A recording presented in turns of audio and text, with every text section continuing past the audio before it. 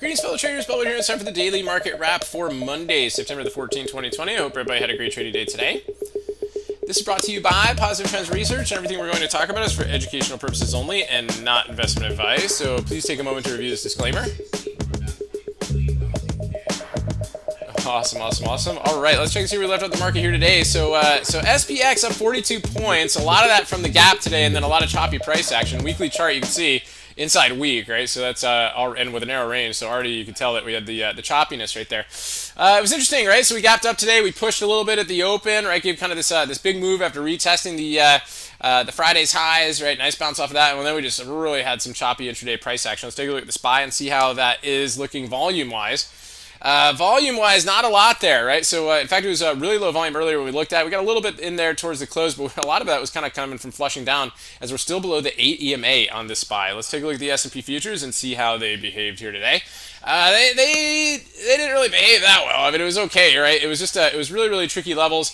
Kind of the big levels that we had here going into today. Obviously, we had a big signal zone right here where we found some resistance, right? We held the upward trend line right after tagging the Friday's highs. And then gave a bounce in the signal zone, right? Nice push in there, right, to try to get out of it, and then it just couldn't find it, right? Because we're getting really close to the Corona crash resistance area, right? The prior all-time highs. And so we just kind of chopped around off there. We got a nice move down off of that one. We caught a couple, we caught a nice opportunity in here today. We pointed that out in the group at least.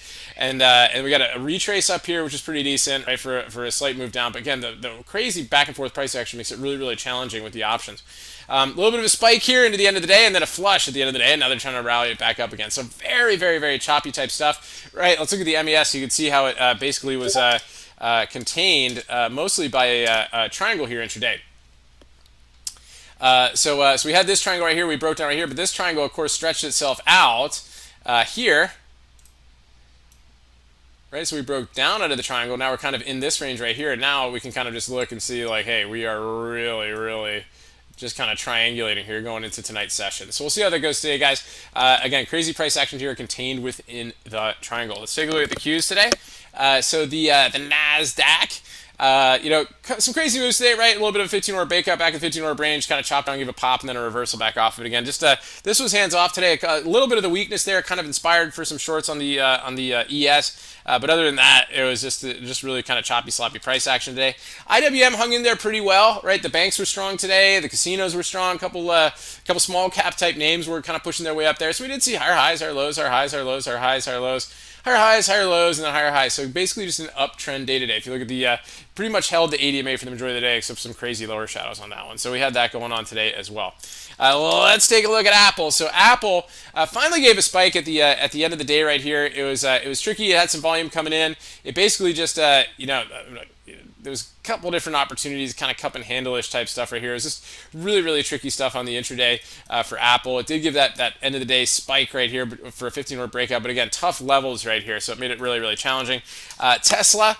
Now Tesla was nice, right? We talked about this. We did our morning report this morning, got it out to our members, and basically said there's a good opportunity for a squeeze on Tesla today, and there's a couple nice buyable dips on this one, right? So this was very interesting right here, and then just kind of worked its way up to the close and filled one of our closing gaps above, which we provide to our members, which make nice target levels. So good stuff there on Tesla. A couple other names to note. We had Boeing today. Was on the strong side, so it's still contained within its kind of daily triangle range right there, but it did give some nice relative strength, some nice buyable pullbacks today to kind of get it going, and then a little bit of a push there at the end of the day as well. On the weak side was Facebook. Which was pretty interesting. This actually hit a harmonic level that one of our members pointed out, basically like a butterfly down from these kind of prior highs right here. So it was actually a 1.618 off of a prior move to kind of get things going down, and then it just kind of, we followed some strategies, some intraday movement to show how how it worked its way down even farther today, which is pretty impressive on Facebook. There's a couple other ones that moved today, but Facebook was definitely pretty significant there to the downside. So we'll see if it gets any follow through in it tomorrow. Finally, DKNG, right? So some members actually traded this one off of the news and the good volume coming in here. Gets pretty crazy in those, right? But when it happens, right? Nice break right here, nice little pullback for wave 2, 3, 4. Maybe you can stretch out a little bit here. 4 can be a triangle, right? So wave B or wave 4, right? So let's just call that a triangle right here. It kind of worked its way up and did a wave 5 on that one. So pretty cool stuff there on DKNG. Let's see if it gets any follow through tomorrow. It's probably a big Robinhood type name, so I don't know if they can gap it up tomorrow. It did have a huge move today. That was the spike. It had some pretty grindy up action off of that, so we'll see if it can kind of drift up tomorrow. Again, it's all about this deal that they had with ESPN, which is kind of weird, but anyway, it is what it is. I guess gambling is okay for family companies, right? So there we go. Anyway, what it is what it is. So we'll see how that goes into tomorrow. Anyway, guys, I really appreciate everybody. I hope to see you guys on the live stream tonight at 9:30 Eastern time. Be sure to subscribe on YouTube so you can catch it, and we'll see you guys then. Stay healthy out there, and maybe risk first and stay safe so you can stay in the game. And I'll talk to you guys soon.